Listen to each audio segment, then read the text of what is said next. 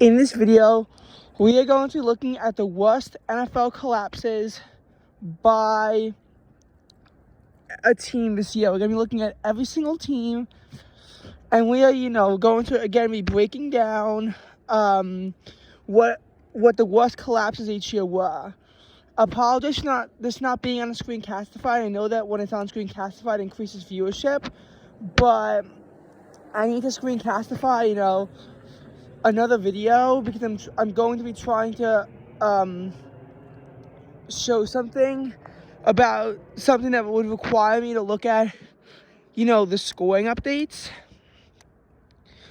But I feel like in this case what we need to do is that we need to do this without that because I don't have a lot of time. And this video is again going to be the worst collapses of every single team in the 2023 season. And this is going to be a ranking. We're going to look at the top 5 teams. The top 5 teams that had really bad collapses to end off the 2023 season. But before we start, there are a few honorable mentions that I want to give. The reason why, I call them honorable mentions is because either they didn't really mean that much in the grand scheme of things overall, or it's an honorable mention because even though it was a big collapse, it just there's aspects to it that might have made it less notable than other collapses. Like, for example, I'm going to shout out the Miami Dolphins right now. The Miami Dolphins had a big collapse. However, there's a reason why I'm not putting them in the top 5. Yes, they were in a spot where they were in control of the number 1 seed, at the end of week 16, and were in the number 2 spot, and they fell to number 6. But there's a reason why I'm not putting them in the top 5. Because the Dolphins were 11-4, they simply just fell to 11-6. Because they won their Week 15 game against the Jets. They shut them out, and they beat the Cowboys in Week 16.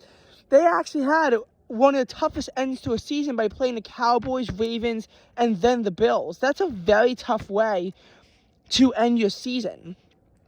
And obviously losing to the Titans in Week 14 really cost them the division, which was just such a crazy ending to that game, as the Dolphins scored 2 touchdowns in a single minute with less than 6 minutes remaining, and yet with less than 3 minutes remaining in a 14-point lead, the Titans utilized a strategy of going for 2 down 8, and it wound up paying out for them massively as they won 28-27.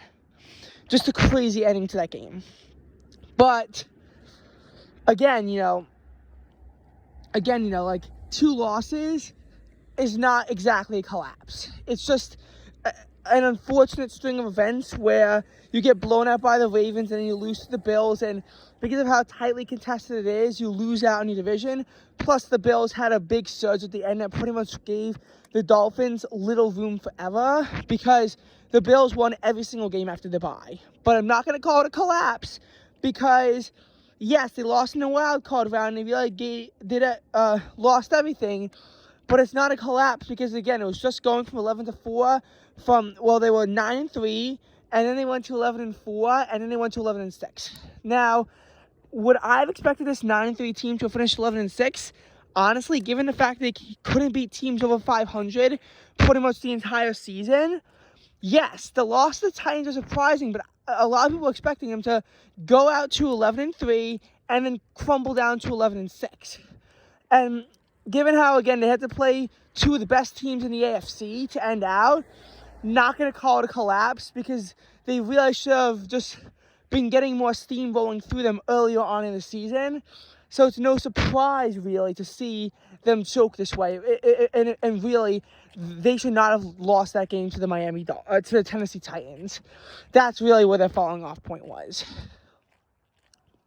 So again, I'm going to shout out the Dolphins, but I'm not going to give them a top 5 spot. Another team, the Commanders. I'm only shouting them out because they did start off at 2-0. But, the Commanders finished 4-13. So they went 2-13 the rest of the way. They finished with an 8-game losing streak. After, beating the Patriots in week 9, I want to say. Week 9, they did not get a win the rest of the way. And they were, just such a struggling team this year. But again, not going to say it's a late season collapse, because pretty much they collapsed in week 3. With going from looking like a team that actually could be one of the best in football, but then again, they're playing the Cardinals and then they're playing the Broncos. Both were close games. And then, their other wins, Falcons and Patriots, they really didn't beat a good team all year. I mean, honestly, it's worrisome as an Eagles fan that we kept having close wins over the Commanders, and how we keep making Commanders quarterbacks so competent and godlike when they play us. It's just, it really just was one of the warning signs leading up to the fact that the Eagles might not be that good of a team, and it was one of the signs leading up to the collapse, which, oh boy, that's absolutely on the list.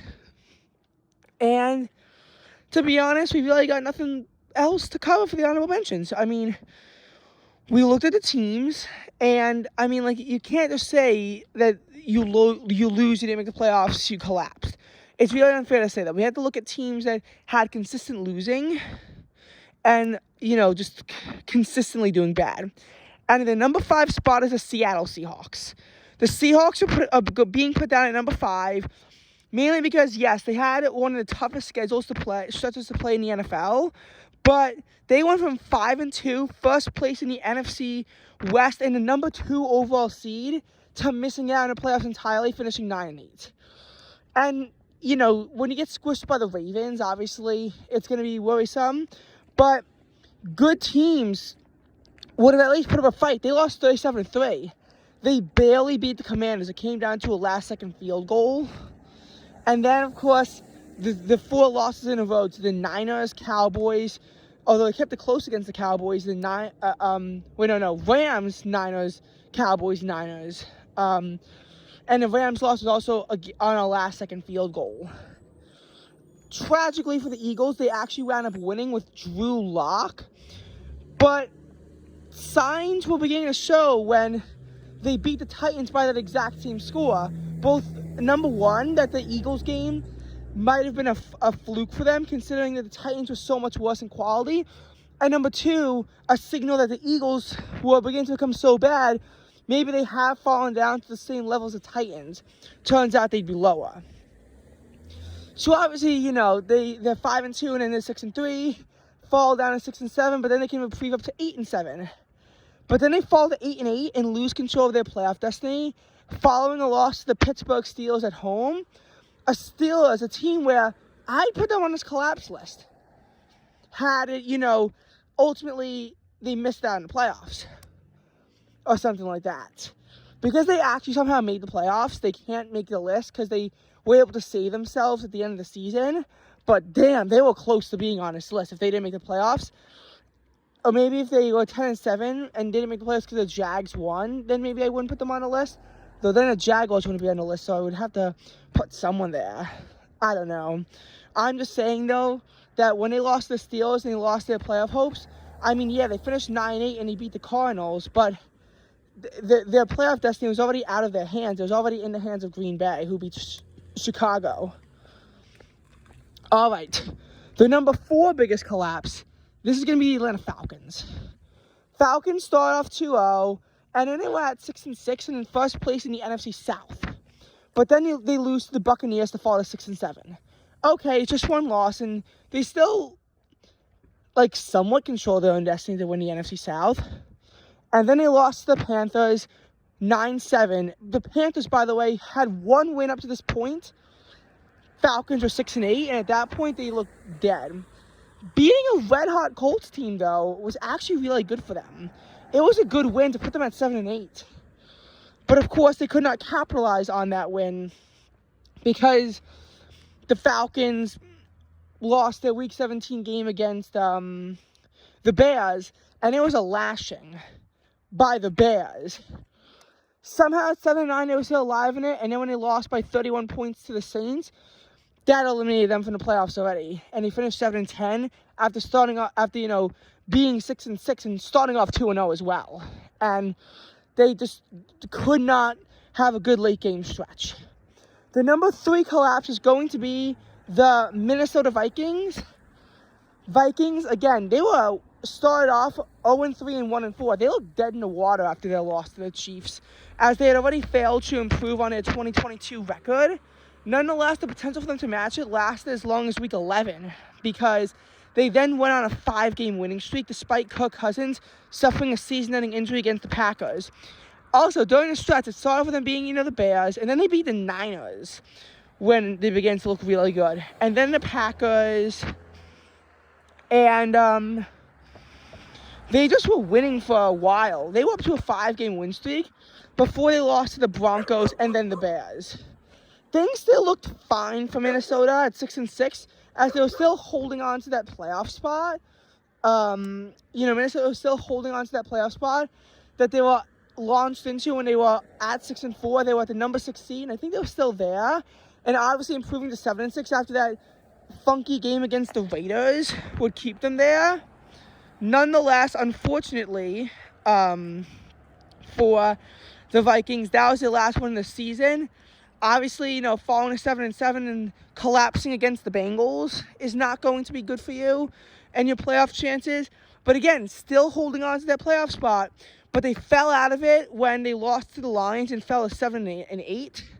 They got swept by them, and they also lost to the Packers.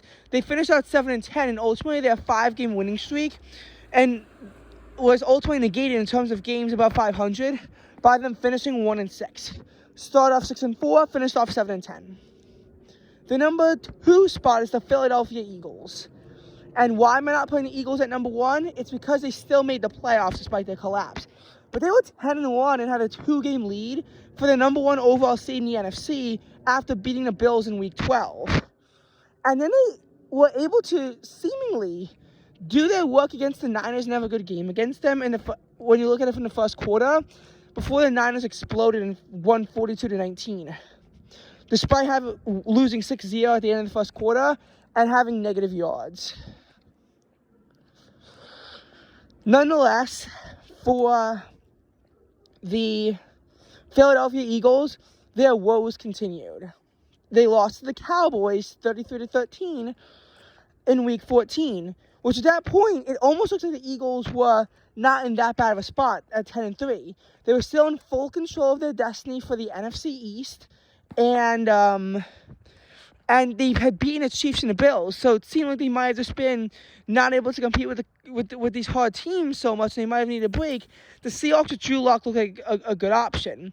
But it was in Seattle, and the Eagles had never lost to them, so it was going to be a close game. Unfortunately, Drew Lock had led a miracle, and the Eagles lost and fell to 10-4, which put the NFC East crown in shaky hands. Week 16 comes, and the Eagles beat the Giants. But it's 33-25, and it all came down to an interception in the end zone, which, of course, after leading 20-3, the fact that it actually turned into a game is not comforting as an Eagles fan. I remember being happy that the Giants lost and we beat them, and we eliminated them from the playoffs, and it continues the theme that the Giants just can't win in Philadelphia, the same way that the Colts can't win in Jacksonville. Nonetheless, again, in no way was it comforting as an Eagles fan. It just wasn't. We struggled heavily against the Giants, and they had just gotten squished by the Saints. Had they beaten the Saints and been on a 4-game win streak, I think they would have had enough momentum going for them to have won the game and make that playoff push. So honestly, we kind of have to thank the Saints for having one win. We blew a 21-6 lead against the Cardinals, and we forced 0 punts against them, and our defense in that game was just atrocious. We let them find the red zone every single time. One of them thankfully led to a pick 6, and two of the other ones we held them to field goals, but then they scored 4 consecutive touchdowns. 4. And the Eagles' offense began to crap the bed, punting the ball and having to settle for a field goal during the stretch as well. before losing because a Hail Mary got intercepted in the end zone. Similar, actually, to their loss in Seattle. And the way that the game worked with the pick sixes and the other interception in the end zone was an exact opposite of what happened against the Giants. Cardinals won 35-31. The Eagles were 11-5 and now had no control of the destiny for the NFC East. And the Eagles then shit the bed as they lost to the Giants 27-10, snapping the Giants' 3-game losing streak. And the Eagles then went 32-9 in the playoffs, although the refs certainly won on Philadelphia's side in that one. And even when they penalized the Bucs, it actually helped them. Nevertheless, the worst collapse is going to be the one for the Jaguars, because the Eagles at least made the playoffs. The Jaguars were 8-3. They finished 9-8, and they did not make the playoffs following their loss to the Titans. They lost 4 in a row to the Bengals, to the Browns, to the Ravens, to the Buccaneers. They shut the Panthers. They could not take care of business against the Tennessee Titans, which allowed the Texans to get the division and the Steelers to make the playoff spot, kicking the Jaguars out entirely despite looking like a lock to make the playoffs when they were, again, 8-3. Wow.